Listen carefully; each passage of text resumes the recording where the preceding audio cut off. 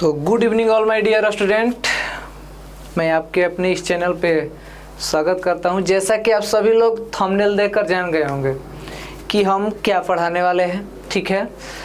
जैसा कि आप सभी लोग जानते हैं कि हमारा पिछला वीडियो जो कि लेक्चर 4 तक यानी है एल जो 4 दिया है ना, एल 6 दिया है जो, अब L6 के मतलब समझते हैं आप लोग। यानी इससे पहले हमारा 5 गो लेक्चर आ चुका है का पर तो और शास्त्र का ही 5 गो हम लेक्चर दे चुके हैं। ये हमारा L6 यानी लेक्चर 6 है, ठीक है। इससे पहले जो लोग वीडियो ना देखे होंगे हमारा जो कि लेक्चर 5 देख लें तभी उसके आगे समझ में आएगा। तो इससे पहले लेक्चर 5, 4, 3, 2, 1 सब पढ़ा चुके हैं। ये जो कि पीपी दिखाई दे रहा है ये हमारे चैनल का नाम है फिजिक्स पढ़ना। और बिहार बोर्ड 2027 ये देखे हैं ना कि क्लास 10। तो अभी हम क्लास 10 के जो कि इकोनॉमिक्स पढ़ाने वाले हैं, ठीक है। और शास्त्र ये जो लाइव 5 PM दिए हैं हम रोज जो कि 5 बजे, ठीक है। कुछ दिनों के लिए डिस्टर्ब थे, फिर भी चलिए अब चालू करते हैं, ठीक है। एग्जाम के रिजल्ट जो आया था उसके वजह से हम डिस्टर्ब थे। अब जो कि डेली हमारा लाइव कितने बजे आएगा, 5 बजे तक हम आएंगे, ठीक है। देखिए दिया है कि इकाई 1 यानी इकाई 1 के मतलब चैप्टर 1, ठीक है, जिसमें दिया है कि अर्थव्यवस्था एवं इसके विकास का इतिहास। ये हम कुछ पढ़ा चुके हैं पहले से, ठीक है। इसके विकास का इतिहास इस चैप्टर में यानी इस लेक्चर में सबसे पहले तो इस चैप्टर में बहुत चीज़ें पढ़ना है और उस चीज़ को हम पढ़ा चुके हैं 5 लेक्चर 6 से पहले।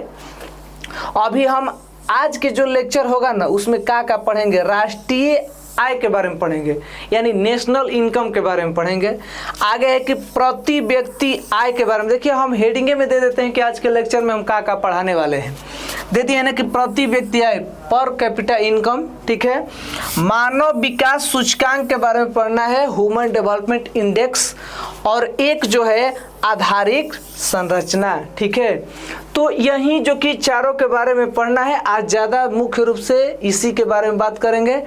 तो आप लोग समझ गए कि आज के क्लास जो कि लेक्चर 6 जो है, ठीक है, लेक्चर 6 यानी L6, इसका मतलब हुआ कि लेक्चर 6 से पहले भी हम 5 गो लेक्चर पढ़ा चुके हैं। ये हमारा L6 यानी लेक्चर 6 है। हमारा डेली लाइव क्लासेस कितने बजे आते हैं, हम 5 बजे, ठीक है। हम लेक्चर 5 को पीछे पढ़ा चुके हैं, ये हमारा लेक्चर 6 है, ठीक है। क्या पढ़ा रहे हैं हम, तो इकोनॉमिक्स अर्थशास्त्र क क्लास के तो 10 क्लास के, ठीक है। का आज के टॉपिक होने वाला है राष्ट्रीय आय यानी नेशनल इनकम, प्रति व्यक्ति आय यानी पर कैपिटा इनकम, मानव विकास सूचकांक ह्यूमन डेवलपमेंट इंडेक्स, और आखिर में हम लोग पढ़ेंगे आधारिक संरचना, ठीक है। तो इन्हीं चारों के बारे में आज के लेक्चर में हम पढ़ने वाले हैं, ठीक है। आप लोग को बताएंगे, हम पढ़ाएंगे आप लोग को। तो चलिए बिना देर किए स्टार्ट करते हैं, ठीक है। चलिए स्टार्ट कर रहे हैं। अब देखिए हम सबसे पहले अपना PDF के द्वारा आप सभी लोग को जो कि हेडिंग दिखाई दे रहा होगा, ठीक है, इसमें कुछ बताएंगे कि हेडिंग दिए हैं ना। इसमें सबसे पहले हेडिंग क्या है कि राष्ट्रीय आय, जो कि आप लोग को लिखे हैं जब शुरू में हम जब दिए थे तो उस पर हम लिखे हैं कि का के बारे में आज पढ़ाएंगे हम, ठीक है। का पढ़ना है, जिसमें सबसे पहला का है यानी पॉइंट देकर हमारा टॉपिक ही बनता है कि राष्ट्रीय आय। राष्ट्रीय आय को इंग्लिश में क्या कहते हैं, नेशनल इनकम, ठीक है, नेशनल इनकम। अब नेशनल इनकम है क्या, यानी राष्ट्रीय आय किसे कहते हैं। देखिए सबसे पहले तो एक के जाने से पहले भोजपुरी में एगो कि राष्ट्रीय के मतलब क्या होता है। तो आप लोग जानते हैं कि राष्ट्रीय के मतलब होता है देश का, ठीक है, यानी देशीय यानी देश। आय के मतलब किसी देश का रुपया पैसा यानी मुद्रा से संबंधित है, ठीक है। तो हम लोग जानेंगे कि राष्ट्रीय आय कहते किसको है, national income. What is national income यानी राष्ट्रीय आय क्या है, ठीक है। तो देखिए चालू करते हैं। कह रहा है कि पहले इस PDF को द्वारा पढ़ेंगे उसके बाद समझाएंगे। कह रहा है कि किसी देश के कितना वर्ष के समय में, तो 1 वर्ष के। देखिए 2 बार हो गया है, 1 वर्ष के 1 वर्ष के। तो 1 को हम क्या करेंगे कि मिटकाएंगे, ठीक है। 1 वर्ष के 1 वर्ष के 2 बार हो गया है, इसको हम मिटका देते हैं, ध्यान दीजिएगा।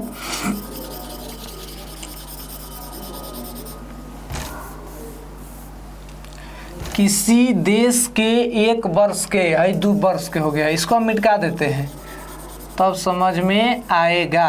ठीक है, स्टार्ट करते हैं, अब ध्यान दीजिएगा। ठीक है,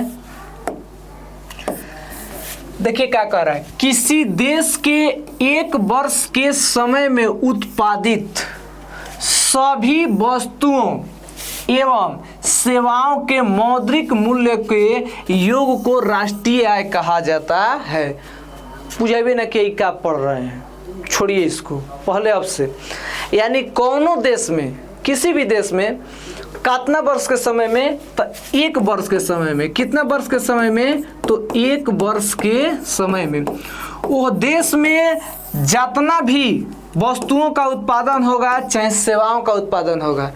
अब देखिए वस्तु के उत्पादन में जैसे कोई भी वस्तु हो गया, पंखा हो गया, बाल्टी हो गया, ठीक है, ये सब वस्तु हो गया। सेवा के अंतर्गत क्या कहेगा, तो सेवा में जैसे मोबाइल रिचार्ज हो गया, रेलवे टिकट हो गया, ऑनलाइन कोई फॉर्म हो गया, ये सब चीज़ें सेवा के अंतर्गत आएगी। तो उन चीज़ों से भी आय प्राप्त होता है। तो क्या कह रहा है कि किसी देश के कितना वर्ष के समय में, 1 वर्ष के समय में जितने भी उत्पादित, यानी उत्पादित सभी वस्तुओं, वस्तु में अनेक प्रकार की वस्तुएं होगी जो उत्पादित होगी, एवं सेवाओं के, सेवा में वही बता दिए कि ऑनलाइन जितने भी चीज़ें होती है वो सब सेवा के अंतर्गत आता है। मोबाइल रिचार्ज, DTH रिचार्ज, ये सब जो कि आप लोग पढ़ भी रहे हैं, तो जो मोबाइल रिचार्ज कराते हैं और भी चीज़ें कोई रिचार्ज किया जाए तो उस सेवा के अंतर्गत आता है। तो वही करा कि सेवाओं के मौद्रिक, मौद्रिक के मतलब मुद्रा से संबंधित, मौद्रिक का मतलब क्या होता है, मुद्रा से संबंधित, यानी मुद्रा यानी मौद्रिक मूल्य के योग के मतलब क्या हो जाता है, जोड़ना। उसी को क्या कहा जाता है, राष्ट्रीय आय कहा जाता है। ना समझ में आया तो एक बार आसान भाषा में समझेंगे कि कोनो भी देश के, चाहे हमनी के भारत देश हो चाहे किसी भी देश के, कितना वर्ष के समय में, तो 1 वर्ष के समय में जो भी उत्पादित होगी, यानी उत्पादित सभी वस्तुओं और सेवाओं के मौद्रिक, मौद्रिक के मतलब मुद्रा, यानी मौद्रिक मूल्य के योग को ही क्या कहा जाता है, राष्ट्रीय आय कहा जाता है। अब इसमें एक और भी बात होता है कि राष्ट्रीय आय में विदेशी पूंजी को भी जोड़ा जाता है। जैसे देखिए आप लोग को बताएंगे, सबसे पहले ये तो बता दिए डिफिनेशन में कि किसी देश के कितना वर्ष के समय में, तो 1 वर्ष के समय में, किसी भी देश के 1 वर्ष के समय में उत्पादित सभी वस्तुओं और सेवाओं के मौद्रिक मूल्य के योग को क्या कहा जाता है, राष्ट्रीय आय कहा जाता है। अब इसमें एक जोड़ लीजिएगा, तीर का चिन्ह देकर लिखेंगे, ध्यान दीजिएगा, इसमें जोड़ लीजिएगा। ठीक है, अपने से हम लिख देते हैं इसमें कि राष्ट्रीय आय में, राष्ट्रीय आय में विदेशी पूंजी को भी जोड़ा जाता है, विदेशी पूंजी को भी जोड़ा जाता है, को भी जोड़ा जाता है या शामिल किया जाता है, जोड़ा जाता है। इसको नोट कर सकते हैं। ठीक है, आगे चल के पढ़ना होगा सकल घरेलू उत्पाद और कुल घरेलू उत्पाद में, कुल राष्ट्रीय आय में, तो वो में इसमें बताया जाता है। तो राष्ट्रीय आय में विदेशी पूंजी, अब विदेशी पूंजी है क्या, जैसे बाहर से कोई भी मोबाइल चाहे कोई भी वस्तुएं आती है और वो भी टैक्स देता है सरकार को, तो उसको भी राष्ट्रीय आय में जोड़ा जाता है। ठीक है, तो हम लोग क्या समझे, आप लोग को समझ में आया होगा कि राष्ट्रीय आय यानी नेशनल इनकम क्या है, व्हाट इज नेशनल इनकम। यानी अगर आप लोग नोट्स बनाइएगा तो सबसे पहले पॉइंट देकर चाहे स्टार देकर लिखिएगा कि राष्ट्रीय आय किसे कहते हैं, या अगर पॉइंट देकर लिख सकते हैं तो राष्ट्रीय आय यानी नेशनल इनकम लिखकर डैश, यानी केकरा के कहते हैं राष्ट्रीय आय। तो कहेंगे कि कोनो भी देश के, पहले भोजपुरी में बताएंगे, ऐसे ठीक नहीं, पहले भोजपुरी में आपसे, कि कोनो भी देश के कितना वर्ष के समय में, तो 1 वर्ष के समय में। ठीक है, ओजा देश के जितना भी उत्पादित वस्तु हैं और सेवाएं हैं, सेवाएं में यही सब बताए हैं रिचार्ज में, ओकर मौद्रिक मूल्य के योगवा को ही क्या कहते हैं, राष्ट्रीय आय कहते हैं। अब राष्ट्रीय का मतलब ये होता है कि एक देश से संबंधित। ठीक है, राज्य के मतलब एक राज्य संबंधित है, राष्ट्रीय का मतलब एक देश से संबंधित।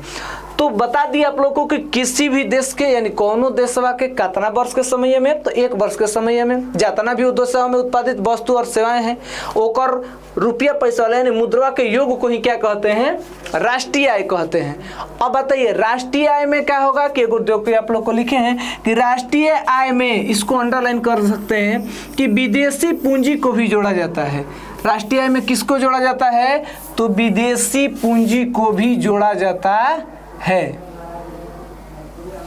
राष्ट्रीय आय में विदेशी पूंजी को भी जोड़ा जाता है। एक बार आखिरी बार आप लोग को हम रिवीजन करा देते हैं, आखिरी बार बता देते हैं कि क्या है राष्ट्रीय आय, व्हाट इज नेशनल इनकम। तो आखिरी बार कौनो देशवा के कितना वर्ष के समय में, तो 1 वर्ष के समय में ओजा देश के जितना भी उत्पादित वस्तु और सेवाओं के ओकर मुद्रा मौद्रिक यानी मुद्रा के यानी मौद्रिक के मूल्य के जवन जोड़ा जाता है ओकरे के क्या कहते हैं, राष्ट्रीय। अब इसको लिखेंगे तो थोड़ा अलग तरीका से, ऐसे तो हम समझा रहे हैं लेकिन लिखेंगे तो ऐसे लिखेंगे कि किसी देश के 1 वर्ष के समय में, किसी देश के 1 वर्ष के समय में उत्पादित सभी वस्तुओं और सेवाओं के मौद्रिक मूल्य के योग को ही क्या कहते हैं, राष्ट्रीय आय। राष्ट्रीय आय में विदेशी पूंजी को भी जोड़ा जाता है। ठीक है, अब आगे जो है ऑब्जेक्टिव है, थोड़ा ध्यान दीजिएगा, ये ऑब्जेक्टिव पर ज्यादा ध्यान देना, ऑब्जेक्टिव में आ जाता है। देखिए कह रहा है कि जिस देश का राष्ट्रीय आय, ठीक है, जिस देश का राष्ट्रीय आय अधिक होता है, यानी ये ध्यान देना है, क्या होता है, अधिक होता है। जैसे हम लोग का देश है, अमेरिका का देश है, अमेरिका एगो देश है, तो हम लोग की अपेक्षा अमेरिका का जो कि आय अधिक है, तो वही कह रहा है कि जौना देश का राष्ट्रीय आय क्या होता है, अधिक होता है, ओकरा का हम लोग क्या कहते हैं, विकसित। उसको क्या कहते हैं हम लोग, विकसित। ये से ऑब्जेक्टिव क्वेश्चन पूछता है कि जिस देश का राष्ट्रीय आय अधिक रहता है उसे क्या कहते हैं, तो विकसित। अब एक और ऑब्जेक्टिव आएगा कि जिस देश का राष्ट्रीय आय क्या होता है, कम होता है, यानी जौना देश के राष्ट्रीय आय कम हो ओकरा के हम लोग क्या कहते हैं, अब विकसित कहते हैं। ना बुझाए तो एक बार ऑब्जेक्टिव क्वेश्चन ध्यान से सुन लीजिए कि मान लीजिए कि जौना देश के राष्ट्रीय आय अधिक रहेला ओकरा के क्या कहल जाला, विकसित। आ जौना देश के राष्ट्रीय आय कम रहेला ओकरा क्या कहल जाला, अविकसित। ठीक है, तो देखिए जिस देश का राष्ट्रीय आय अधिक होता है वह देश क्या कहलाता है, विकसित कहलाता है। और जिस देश का राष्ट्रीय आय कम होता है वह देश क्या कहलाता है, अविकसित कहलाता है। इसको पढ़ाने के बाद एक नोट के द्वारा 1 शॉट अंतिम में बता देंगे, उसके बाद अभी समझ जाइए कि अभी समझ में आया कि नहीं। अब आगे बढ़ेंगे तो आप लोग जानते हैं कि राष्ट्रीय आय केकरा के कहते हैं, तो किसी देश के 1 वर्ष के समय में उत्पादित सभी वस्तु एवं सेवाओं के मौद्रिक मूल्य के को क्या कहा जाता है, राष्ट्रीय आय कहा जाता है। राष्ट्रीय आय में विदेशी पूंजी को भी जोड़ा जाता है। ठीक है, राष्ट्रीय आय में विदेशी पूंजी को भी जोड़ा जाता है। अब एक ऑब्जेक्टिव आएगा तो पहले हम देहाती भाषा में बताएंगे कि जौना देशवा के राष्ट्रीय आय अधिक होला ओकरा के क्या कहा जाता है, विकसित। और जिस देश का राष्ट्रीय आय बहुत कम होता है ओकरा क्या कहा जाता है, अविकसित। ये 2 ऑब्जेक्टिव बनेगा। तो उम्मीद करते हैं आप सभी लोग को समझ में आया होगा। ठीक है, तब आगे बढ़ते हैं। चलिए अगला जो कि टॉपिक है उसको थोड़ा ध्यान दीजिएगा, क्या है, कह क्या रहा है, प्रति व्यक्ति आय यानी पर कैपिटा इनकम। पॉइंट देकर आप लोग नोट्स बनाते समय से लिख सकते हैं कि पर कैपिटा इनकम यानी प्रति व्यक्ति आय, पर कैपिटा इनकम क्या है। ठीक है, क्या है पर कैपिटा इनकम यानी प्रति व्यक्ति आय क्या है। देखिए सबसे पहले करके बताएंगे एक और मतलब क्या होता है। तो प्रति व्यक्ति आय यानी पर कैपिटा इनकम, इसमें यह पूछ रहा है ना कि एगो व्यक्ति क्या आय पूछ रहा है, कि बताइए कि एगो व्यक्ति के आय के बारे में। जैसे मान लेते हैं, पहले इसको हम सबसे पहले इस डिफिनेशन को पढ़ने से पहले भी हम कुछ बात बता रहे हैं। जैसे मान लीजिए हम लोग का भारत एगो देश है, भारत एगो क्या है, देश है।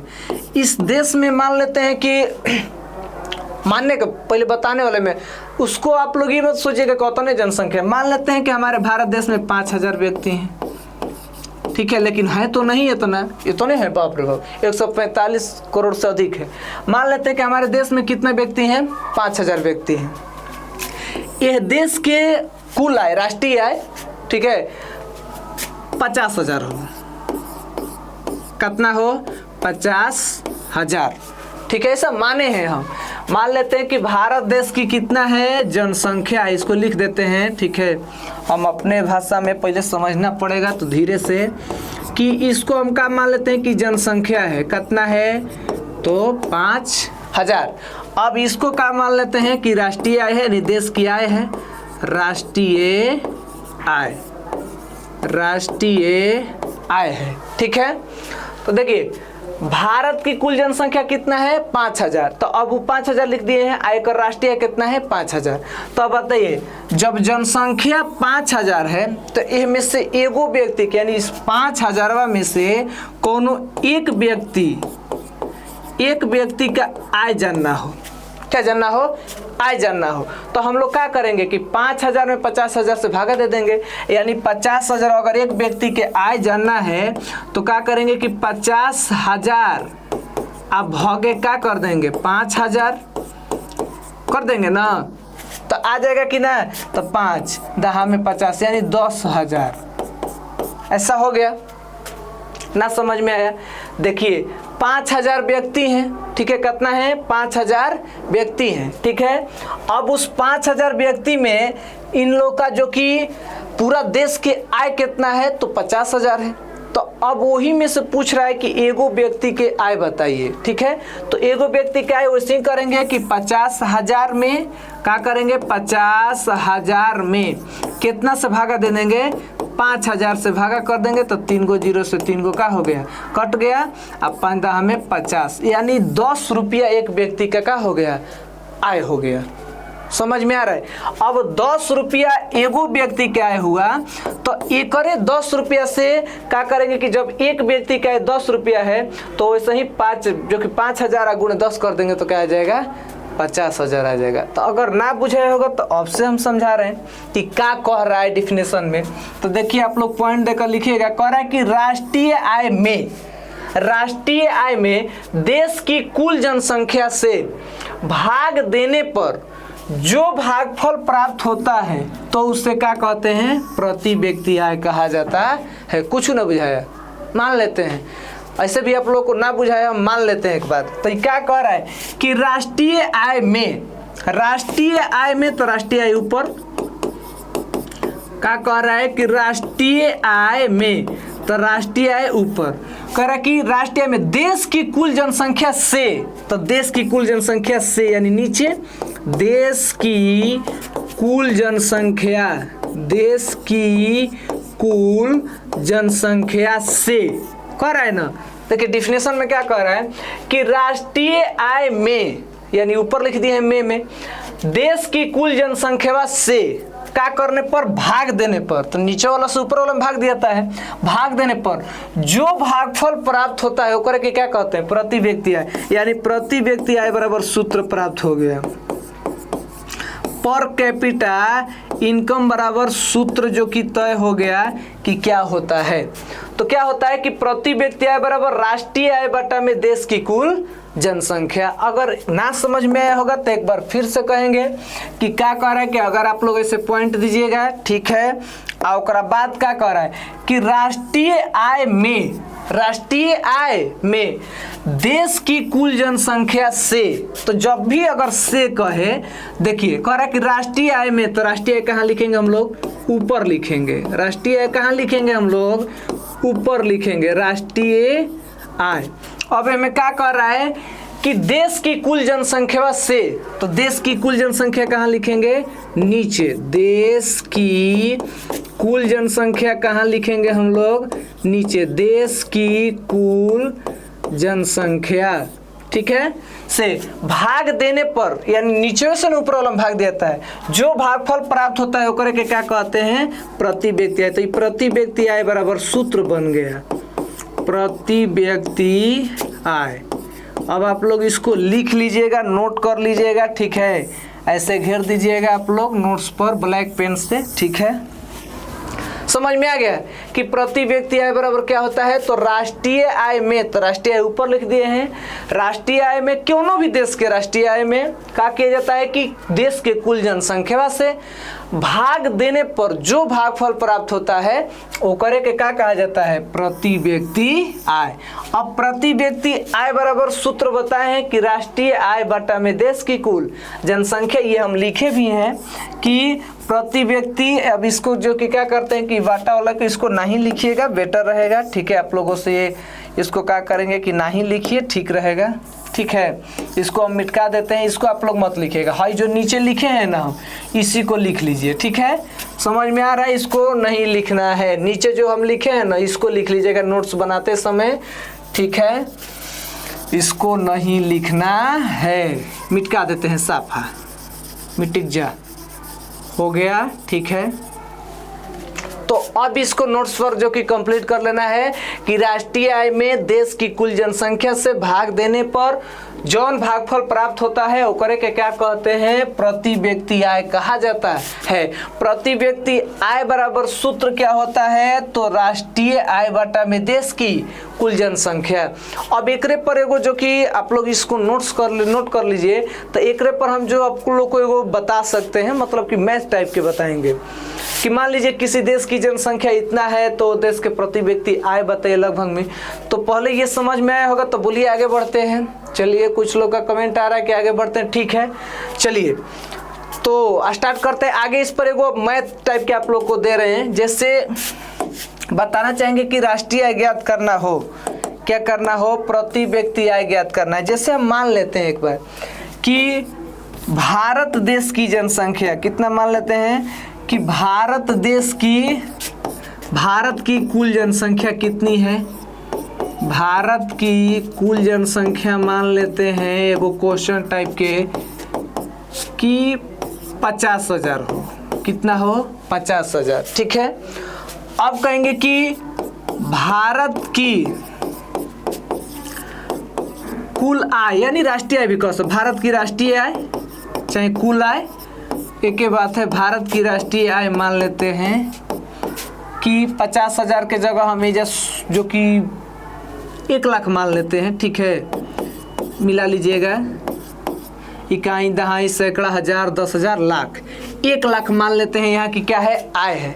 तो अब एजा के एक व्यक्ति के जनसंख्या बताइए, तो बताइए प्रति व्यक्ति आय ज्ञात करना होगा, क्या ज्ञात करना होगा, प्रति व्यक्ति आय। प्रति व्यक्ति आय के मतलब एगो व्यक्ति के आय ज्ञात करना है।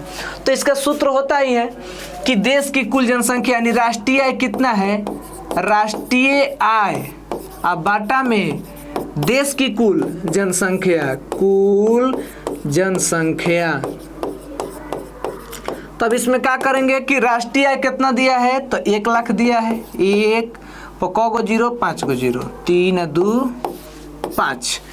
अब ये जनसंख्या कितना है, तो 50,000 है, कितना है, 50,000। अब यही में से एगो व्यक्ति के इनकम पूछ रहा है तो हम लोग कटाएंगे, ठीक है। देखिएगा आप लोग को समझा रहे हैं, 1 2 3 4, 1 2 3 4, अब 5 दूनी के 10, ठीक है। तो बताइए कि एक व्यक्ति के आय कितना हुआ, तो इसमें कन्फर्म पता चल गया कि एक व्यक्ति के आय कितना हुआ, 2 रुपया। यानी एगो व्यक्ति के आय 2 रुपया है। तो बताइए कि 50,000 व्यक्ति के आय कितना हो जाएगा, तो लिखेंगे कि 50,000 गुणे 2 बराबर कितना होगा, 1 लाख हो जाएगा, आराम से हो ही जाएगा बढ़िया से। तो प्रति व्यक्ति आय समझ में आ गया। अब एकरे से देखिए जैसे हम पीछे लिखे थे उससे सूत्र राष्ट्रीय आय के भी प्राप्त हो सकता है। जैसे देखिए हम एक सूत्र लिखे थे ना कि प्रति व्यक्ति आय, लिखे थे पीछे कि प्रति व्यक्ति आय बराबर राष्ट्रीय आय बटा में देश की कुल जनसंख्या, देश की कुल जनसंख्या। अब एकरे से अब अगर आप लोग को जैसे लिखवाए थे तब क्रॉस मल्टीप्लाई होगा, जैसे यहाँ पर हम 1 दे देते हैं, ठीक है। अब जैसे हम क्रॉस मल्टीप्लाई से गुणा करेंगे तो देखिए 1 गुणे राष्ट्रीय आय आएगा ना, 1 गुणे राष्ट्रीय आय बराबर क्या हो जाएगा, प्रति व्यक्ति क्रॉस मल्टीप्लाई प्रति व्यक्ति आय गुणे देश की कुल जनसंख्या, देश की कुल जनसंख्या, देश की कुल जनसंख्या। तो अब इसमें सूत्र निकल सकता है आखिरी वाला कि राष्ट्रीय आय बराबर क्या हो जाएगा, तो सिंपल है, राष्ट्रीय आय बराबर आ जाएगा, ठीक है, राष्ट्रीय आय बराबर सूत्र हो जाएगा यही कि प्रति व्यक्ति आय गुणे देश की कुल जनसंख्या। यानी अगर मान लीजिए राष्ट्रीय आय का आपका डिफिनेशन नहीं याद होता है तो ऐसे भी लिख सकते हैं कि प्रति व्यक्ति आय गुणे देश की कुल जनसंख्या, ठीक है, प्रति व्यक्ति आय और देश की कुल जनसंख्या से गुणा किया जाता है, जो प्राप्त होता है वो करके क्या कहते हैं, राष्ट्रीय आय। तो उम्मीद करते हैं आप सभी लोग को समझ में आया होगा कि प्रति व्यक्ति आय केकरा के कहते हैं तो वो भी बता चुके हैं, और राष्ट्रीय आय केकरा के कहते हैं वो भी बता चुके हैं, ठीक है। तो ये पहले बता चुके। अब देखिए आगे टॉपिक क्या है, थोड़ा महत्वपूर्ण है, ध्यान दीजिएगा। दीर्घ उत्तरी में भी क्वेश्चन पूछता है और ऑब्जेक्टिव में भी पूछता है। देखिए क्या है कि आर्थिक विकास की माप एवं सूचकांक, यानी आर्थिक विकास के मापने और नियम जो कि सूची करने वाले term में, उसमें राष्ट्रीय आय और प्रति व्यक्ति आय की भूमिका महत्वपूर्ण होती है। यानी कोनो भी देश के जैसे दिया है कि आर्थिक विकास के जानकारी प्राप्त करे में ये दोनों ऊपर पढ़ाए हैं कि राष्ट्रीय केकरा कहते हैं, प्रति व्यक्ति आय केकरा कहते हैं, ये दोनों का योगदान बहुत क्या होता है, महत्वपूर्ण होता है, बहुत महत्वपूर्ण होता है। इसमें कैसे, जैसे मान लीजिए हम आप लोग को एक एग्जाम्पल देते हैं। मान लीजिए कि आप लोग के घर के किसी व्यक्ति के विकास के बारे में जानना है, जैसे किसी घर में 4 गो सदस्य रहो, उन चारों सदस्यों के बारे में जानना है कि उस घर में कैसे विकास हो रहा है, तो सबसे पहले प्रति व्यक्ति आय जानना पड़ेगा कि वो घर के चारों लोग क्या करते हैं। तो जब वो घर के चारों लोग को पता चल जाएगा कि ये कार्य करते हैं तो उसे पता चल जाएगा कि वो घर के आर्थिक विकास कितना है। अब कोनो देश के जो कि आर्थिक विकास के बारे में जानना होगा तो देश के आय से पता चलेगा, राष्ट्रीय आय से, देश के आय से कि कौन व्यक्ति क्या क्या कर रहे हैं। तो सबसे पहले प्रति व्यक्ति आय और राष्ट्रीय आय की भूमिका आर्थिक विकास के में जाने में, यानी माप और सूचकांक में सबसे महत्वपूर्ण है, बहुत भूमिका है। ऑब्जेक्टिव में आएगा कि आर्थिक विकास की माप एवं सूचकांक में किसका योगदान अधिक है, तो राष्ट्रीय आय और प्रति व्यक्ति आय की भूमिका बहुत महत्वपूर्ण है। चलिए आगे बढ़ेंगे। अब उम्मीद करते हैं आप सभी लोग समझ गए होंगे। अगला पीडीएफ के अनुसार क्या है देखिए, इसको थोड़ा ध्यान देंगे हम लोग। बहुत वीवीआई क्वेश्चन है, मानव विकास सूचकांक, जिसमें दिया है ह्यूमन डेवलपमेंट इंडेक्स। इसको शॉर्ट में ह्यूमन के एच कह सकते हैं, डेवलपमेंट को डी से शुरुआत है, इंडेक्स को आई से। यानी क्या है HDI, ह्यूमन डेवलपमेंट इंडेक्स, यानी मानव विकास सूचकांक क्या है। जैसा कि हम पढ़ाने से पहले ही थंबनेल पर दिए थे, ठीक है, कि ये चीजें अंदर पढ़ना है। देखिए सबसे पहले क्या कह रहा है कि मानव विकास सूचकांक यानी HDI, human development index, human development index संयुक्त राष्ट्र विकास कार्यक्रम। अब देखिए संयुक्त राष्ट्र विकास कार्यक्रम को हम लोग इंग्लिश में लिखते हैं यूनियन, ठीक है, यूनियन। राष्ट्र को क्या लिखते हैं, नेशनल, नेशन केवल लिख सकते हैं NATI और यूनियन। विकास को क्या लिख सकते हैं, डेवलपमेंट, डेवलपमेंट। आप कार्यक्रम को क्या लिख सकते हैं, प्रोग्राम, क्या लिख सकते हैं, प्रोग्राम। तो देखिए इसको शॉर्टकट में यूनियन को यू से कह सकते हैं, नेशनल को N से, डेवलपमेंट को D से और P से प्रोग्राम। तो एक के UNDP से सूचित कर सकते हैं। संयुक्त राष्ट्र विकास कार्यक्रम को हम लोग कौन से सूचित कर सकते हैं, UNDP, सॉरी PA से। कभी कभी ऑब्जेक्टिव में दे देता है कि UNDP का फुल फॉर्म तो यूनियन नेशन डेवलपमेंट प्रोग्राम, यानी संयुक्त राष्ट्र विकास कार्यक्रम, ठीक है, संयुक्त राष्ट्र विकास कार्यक्रम के द्वारा तैयार किया जाता है। अब आएगा ऑब्जेक्टिव में कि मानव विकास सूचकांक किसके द्वारा जारी किया जाता है, तो संयुक्त राष्ट्र विकास कार्यक्रम। कभी कभी शॉर्ट नेम भी दे देता है इसका, UNDP, union nation development programme, union nation development programme, कभी कभी शॉर्ट नेम भी दे देता है इसका। तो बताइए मानव विकास सूचकांक यानी HDI, ह्यूमन डेवलपमेंट इंडेक्स, किसके द्वारा जारी किया जाता है? तो संयुक्त राष्ट्र विकास कार्यक्रम के द्वारा क्या किया जाता है? जारी किया जाता है। अब देखिए आगे तीर का चिन्ह देकर क्या लिखवाए हैं, देखिए मानव विकास सूचकांक, यानी हमेशा HDI लिख रहे हैं। काहे लिख रहे हैं HDI? क्योंकि ह्यूमन डेवलपमेंट इंडेक्स, इसको संजोयतु में संक्षेप में HDI से सूचित किया जाता है। इसको कितने सूचक होते हैं? 3 गो सूचित करने वाले। जैसे होता है ना, कभी कभार आप लोग देखते होंगे कि किसी को सूचित करने के लिए, जैसे मैथ में पढ़े होंगे आप लोग कि कोनो चीज़ के सूचित करने के लिए ना होता है एगो संक्षेप में, और भी जो कि साइंस में पढ़े होंगे, ठीक है। तो आप लोगों को कोनो को सूचित करने के लिए जो कि कहो VR वोल्ट, ऐसे अलग प्रकार से साइंसों में पढ़े होंगे, तो ऐसे होता है।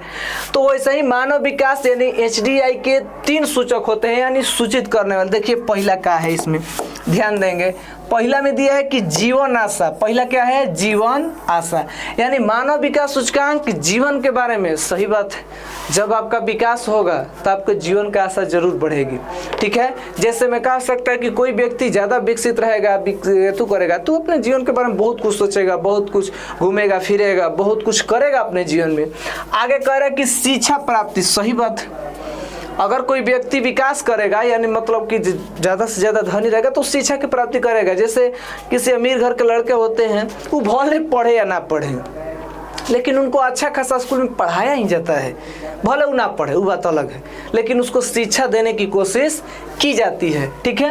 आगे कह रहा है कि जीवन स्तर। अब आखिरी जीवन स्तर है, बताइए जिस व्यक्ति का विकास, यानी जिस व्यक्ति में आर्थिक प्रति व्यक्ति अधिक रहेगी, यानी धनी रहेगा, उसका तो जीवन स्तर अलग लेवल पर रहबे करेगा। आज जो ना व्यक्ति के विकास ना रहेगा, यानी गरीब रहेगा, उस व्यक्ति का पहनावा ओढ़ाव हर एक चीज़ जो कि गरीब टाइप के रहेगा, ठीक है। तो ये तीनों मानव विकास के क्या होते हैं? सूचक होते हैं, यानी दर्शाने वाले होते हैं। तो उम्मीद करते हैं आप सभी लोग को समझ में आया होगा, तब आगे बढ़ेंगे। तो मानव विकास सूचकांक के कितने सूचक होते हैं? तो 3। ऑब्जेक्टिव में आएगा कि मानव विकास के कितने सूचक होते हैं? तो 3। पहला जीवन आशा, यानी इसी से जीवन के बारे में आस जगती है। दूसरा शिक्षा प्राप्ति। अब शिक्षा प्राप्ति सिंपल सा बात है कि लोग एजुकेटेड रहे, धनी रहेंगे, तो भले उनका लड़का पढ़े या ना पढ़े, बढ़िया अच्छा खासा स्कूल में पढ़ाएंगे। और तीसरा क्या है? जीवन स्तर। अब जीवन स्तर किसी भी मानव के विकास पर प्रभावित करेगा। अगर वो धनी में रहेगा तो झोपड़ी में नहीं रहेगा, मोहल्ले में रहेगा, बढ़िया अच्छा खासा घर बनाएगा, पन्ना ओढ़ाव कपड़ा भी पहनेगा। तो चलिए अब आगे बढ़ते हैं। देखिए इससे कुछ ऑब्जेक्टिव क्वेश्चन है, तो ये पर ध्यान दीजिएगा, ठीक है। ऑब्जेक्टिव क्वेश्चन में ध्यान देना है, का है, इस पर थोड़ा गौर करना है, ठीक है, क्योंकि ऑब्जेक्टिव क्वेश्चन एग्जाम में आता है। देखिए क्या कर रहा है कि मानव विकास सूचकांक, ए में भी HDI दे दिए हैं। उस HDI के मतलब समझते हैं ना आप लोग? ह्यूमन डेवलपमेंट इंडेक्स, मानव विकास सूचकांक। ह्यूमन के मतलब मानव, डेवलपमेंट का मतलब विकास, इंडेक्स का मतलब सूचकांक, यानी ह्यूमन डेवलपमेंट इंडेक्स में विश्व में भारत का कौन सा स्थान है? 132वां स्थान है, यानी समझिए कि 131 गो देश भारत से ऊपर है, ठीक है। तो यानी मानव विकास सूचकांक में या मानव विकास रिपोर्ट में भारत का कौन सा स्थान है? 132वां। ये ऑब्जेक्टिव में आता है कि मानव विकास रिपोर्ट के अनुसार, यानी सूचकांक के अनुसार भारत का कौन सा स्थान है? तो 132वां स्थान है। यानी एकरा से पहले 131 गो देश है, यानी हम लोगों से अभी 131 गो देश ज़्यादा विकास कर रहे हैं, ठीक है। आगे कह रहा कि मानव विकास सूचकांक फिर दिए हैं HDI में विश्व में पहला स्थान किसका है? नॉर्वे का है, देश एगो है नॉर्वे, ठीक है। तो अब ये ऑब्जेक्टिव में बनेगा ना कि मानव विकास सूचकांक में विश्व में किसका स्थान है? भारत का कौन सा स्थान है विश्व में? तो 132वां स्थान है। मानव विकास सूचकांक यानी HDI में विश्व में पहला स्थान किस देश का है? तो नॉर्वे का। ये सब ऑब्जेक्टिव बनेगा, ठीक है। जॉन हम अलग कलर किए हैं, इसी में क्वेश्चन और इसी में उत्तर है, ठीक है। 1 लाइनर क्वेश्चन और उत्तर है इसी में, एक ही लाइन में। मानव विकास सूचकांक कैसे रहेगा? HDI, ठीक है, पाकिस्तान निवासी महबूबुल हक के निर्देश में तैयार किया गया था। यानी कह सकते हैं कि मानव विकास सूचकांक के जन्मदाता, संपादक, सूचनाकर्ता या स्थापना कौन किए थे? तो पाकिस्तान के महबूबुल हक। देखिए ऑब्जेक्टिव में बहुत बार आता है कि मानव विकास सूचकांक यानी मानव विकास रिपोर्ट किनके द्वारा जारी किया था, किनके निर्देश में किया गया था? तो पाकिस्तान के कौन थे? महबूबुल हक के निर्देश में जारी किया गया था, ठीक है। आगे देखिए क्या है, ये ऑब्जेक्टिव याद रखना है। अगला ऑब्जेक्टिव यही है कि मानव विकास सूचकांक, फिर एक टाइपिंग मिस्टेक है, ऐसे लिखाएगा सूचकांक के द्वारा मानव विकास रिपोर्ट तैयार किया गया, देखिए मानव विकास सूचकांक से ही क्या बना, मानव विकास रिपोर्ट। अब देखिए HDR दिया है तो ये हो जाएगा मानव का हो जाएगा इंग्लिश में ह्यूमन, ठीक है। विकास का क्या हो जाएगा, डेवलपमेंट, आर का हो जाएगा रिपोर्ट। तो हो गया ना, एच से ठीक है ह्यूमन, डी से डेवलपमेंट और आर से रिपोर्ट। यानी इसको संक्षेप में क्या कह सकते हैं कि मानव विकास सूचकांक यानी ह्यूमन डेवलपमेंट रिपोर्ट को संक्षेप में क्या कह सकते हैं, HDR, यानी इसी के द्वारा तैयार किया गया। तो समझ में आया, इसको वन शॉट बना देंगे। सबसे पहले क्या बताएं कि मानव विकास सूचकांक में विश्व में भारत का कौन सा स्थान है, 132वां। पहला स्थान किस देश का है, नॉर्वे का है, ठीक है। मानव विकास सूचकांक में पाकिस्तान निवासी कौन थे, महबूबुल हक के द्वारा जो कि जारी किया गया था। आगे मानव विकास सूचकांक के द्वारा ही कौन जारी किया जाता है, मानव विकास रिपोर्ट। अब अगला टॉपिक वही होगा, ह्यूमन डेवलपमेंट रिपोर्ट। चलिए आगे बढ़ते हैं, देखिए क्या है अगला टॉपिक, ध्यान दीजिएगा। कह रहा है कि मानव विकास रिपोर्ट, जिसको देखिए मानव को गलती है, इंग्लिश की गलती है, ठीक है। मानव विकास रिपोर्ट के टाइपिंग मिस्टेक है, हम आप लोग को लिख देते हैं। मानव का इंग्लिश क्या होगा बताइए, ह्यूमन। विकास का हिंदी डेवलपमेंट,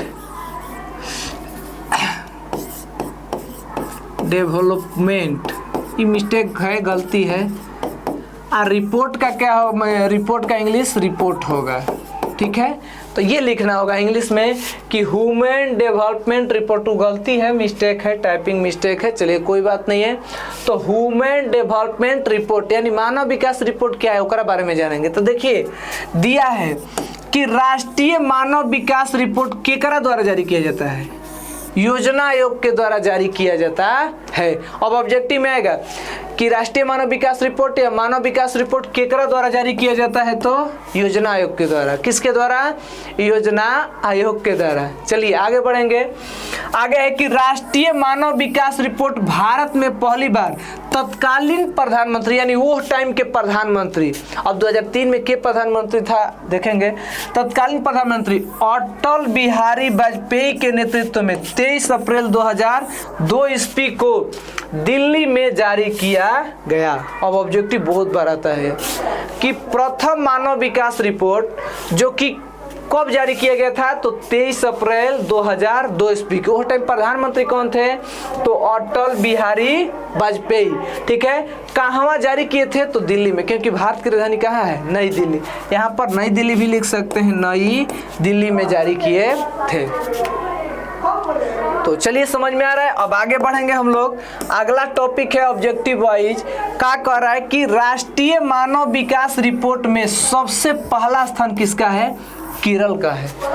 यानी देश के विकास में सबसे पहला स्थान कौन राज्य के है, केरल का। ये राज्य है ना एगो, और सबसे नीचे नाम लेने का मन नहीं कर रहा है कि राष्ट्रीय इसमें क्या है, हम लोग का देश जो कि राज्य है। बहुत दुखित वाला बात है, तो ठीक नहीं लग रहा है कहने में कि राष्ट्रीय मानव विकास रिपोर्ट में सबसे पहला स्थान, ठीक है, सबसे पहला स्थान किसका है, केरल का। और सबसे नीचे किसका है, तो बिहार का है। सबसे किसका है, बिहार का है। हाँ सर, हाँ सर, चलिए अब हाँ बोलिए। हाँ ना, तो छुट्टी हो गया। तो चलिए देखते हैं कि अब बताएंगे कि राष्ट्रीय मानव विकास रिपोर्ट में सबसे पहला स्थान किसका है, केरल का, और सबसे नीचे स्थान किसका है, तो बिहार का। अब आगे देखिए पढ़ाएंगे, देखिए ये वाला ऑब्जेक्टिव में बहुत बार आता है कि बीमारू के अंतर्गत कौन कौन राज्य आते हैं। ये है क्या बीमारू, देखिए बीमारू शब्द काहे प्रयोग किया गया है, यानी कौन कौन राज्य के लिए बीमारू का प्रयोग किया गया है। तो देखिए बीमारू के शब्द का जो कि यानी रोगी, और रोगी किसको कहा, जैसे कि मान लीजिए कि यहाँ पर शब्द बीमारू जो जोड़ा गया है उसमें यही किया गया कि जिसकी आर्थिक स्थिति बहुत खराब हो, अर्थव्यवस्था में नीचे हो, यानी जो राज्य गरीब हो, ओकरे के अंतर्गत यानी उसी को सामूहिक रूप से क्या कहा गया था, बीमारू। अब एकरे अंतर्गत आता है कि बीमारू के अंतर्गत आने वाले राज्य, यानी बीमारू के अंतर्गत कौन कौन राज्य आते हैं। तो देखिए हम ट्रिक के द्वारा बताए हैं, जिसको थोड़ा सा ध्यान दीजिएगा। देखिए एक तरफ हम लिख दिए हैं BI यानी BMARU, यानी अगर एक में करिएगा तो ऐसे होगा BIMARU, ऐसे बनेगा ना। तो बीमारू के अंतर्गत ही जोड़े हैं हम ट्रिक के द्वारा, जिसमें देखिए आप लोग को BI से कर दिए हैं, यहाँ पर किए हैं, M को अलग करके यहाँ पर कर दिए हैं, A को अलग करके यहाँ पर कर दिए हैं, R को अलग करके यहाँ पर कर दिए हैं और U को अलग करके यहाँ पर कर दिए हैं। अब इन बीमारू से ही यानी बीमारू शब्द से ही बीमारू राज्य का ट्रिक हम बनाएंगे। देखिए BI, देखिए ग्रीन कलर के दिया है ना, BI से एजा भी देखिए BI लिखे हैं, ताकि आप लोग को समझाने के लिए कि BI से ई बिहार बना है। बिहार इंग्लिश से, आइजा का है हिंदी है, समझ में आ रहा है। यानी BI से हम बिहार बनाए हैं, ठीक है। आगे है कि M, कैपिटल M दिया है। अब M से देखिए कलर हम मिला दिए हैं ना, मैच कर दिए हैं ना, कि M से मध्य प्रदेश बना है, जिसको हिंदी भी लिखे हैं। अब देखिए A से हम क्या बनाए हैं, असम। देखिए ट्रिक के द्वारा बताए हैं ना, एक एक कलर में। A से क्या बना है, असम बना है। अब R से, क्योंकि यहाँ से R आया है, R से हम क्या बनाए हैं, राजस्थान। इसका हिंदी भी क्या लिखे हैं, राजस्थान। आगे है यू के उत्तर प्रदेश, इसका हिंदी भी लिखे हैं उत्तर प्रदेश। तो अब याद हो जाएगा ना कि बीमारू के अंतर्गत कौन कौन आते हैं। तो BI से बिहार, M से मध्य प्रदेश, A से असम, R से राजस्थान और U से उत्तर प्रदेश। और देखिए नोट में लिखे हैं आप लोग को, थोड़ा इसको भी ध्यान दीजिएगा। क्या कह रहा है, ये बहुत कह रहा है कि कभी कभी बीमारू के अंतर्गत उड़ीसा राज्य को भी शामिल किया जाता है। यानी कभी कभी बीमारू के अंतर्गत ही कौन राज्य को शामिल किया जाता है, उड़ीसा को। अभी ऑब्जेक्टिव में याद हो जाएगा कि कौन कौन आते हैं बीमारू के अंतर्गत। तो BI से बिहार, M से मध्य प्रदेश, A से असम, R से राजस्थान, U से उत्तर प्रदेश। यानी बीमारू राज्य के अंतर्गत, ठीक है, बिहार, ठीक है, मध्य प्रदेश, असम, राजस्थान और उत्तर प्रदेश आता है। अब इसमें लिखे हैं कि कभी कभी किसको जोड़ दिया जाता है। देखिए तो कभी कभी किसको लिखे हैं कि कभी कभी बीमारू के अंतर्गत उड़ीसा राज्य को भी शामिल किया जाता है। अब जैसे ऑप्शन में ऑब्जेक्टिव में आता है, इसलिए इस चीज को लिख दिए हैं कि दे देगा कि इनमें से कौन बीमारू राज्य है। 3 गो दे देगा A में से, एगो दे देगा अलग। तो आप लोग समझ सकते हैं ऑब्जेक्टिव जब बनेगा। तो बीमारू राज्य के अंतर्गत ई जो कि 5 आने के बाद बीमारू राज्य के अंतर्गत बिहार, मध्य प्रदेश, ये बिहार, मध्य प्रदेश, असम, राजस्थान, उत्तर प्रदेश के अंतर्गत एक उड़ीसा को भी कभी कभी शामिल कर लिया जाता है। अब आगे बढ़ेंगे। देखिए अब आगे जो कि लास्ट टॉपिक होगा, जो है आधारिक संरचना। कौन संरचना है, आधारिक संरचना। बहुत जो कि मस्ट क्वेश्चन है, बहुत VVI क्वेश्चन एग्जाम में बहुत बार पूछता है कि आधारिक संरचना क्या है। तो देखिए बता रहे, आधारिक का मतलब ही होता है कि किसी का आधार, किसी का क्या होगा, आधार। संरचना का मतलब ही होता है बनावट, यानी आकृति। बनावट के बाद आकृति भी कह सकते हैं। तो देखिए आधारिक संरचना है क्या, किसे कहते हैं, क्या है आधारिक संरचना।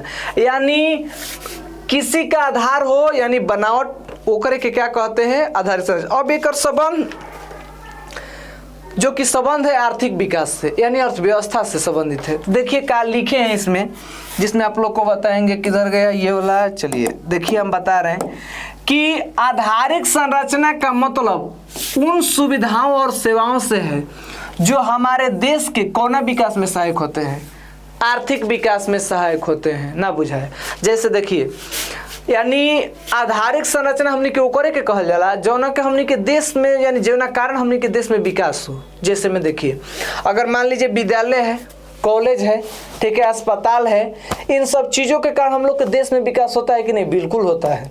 क्योंकि अगर सड़क भी है, वाहन भी अनेक प्रकार के हैं, लाइट, विद्युत, जिसको कि विद्युत बिजली भी कहता है, विद्युत भी कहा जाता है, बिजली भी कहा जाता है, इन सभी के कारण हम लोग के देश में क्या होता है, विकास होता है। इन सभी चीज़ों को ही क्या कहा जाता है, आधारिक संरचना। सिंपल सा बात है, अगर इसको जो कि जानना चाहेंगे तो सिंपल सा लिखेंगे कि आधारिक संरचना ओकरे के कहते हैं। अगर सबसे पहले तो देहाती भाषा में कि आधारिक संरचना ओकरे के कहते हैं जौना से हम लोग के देश में क्या होता है, विकास होता है। यानी आधारिक संरचना के मतलब उन सुविधाओं और सेवाओं से है।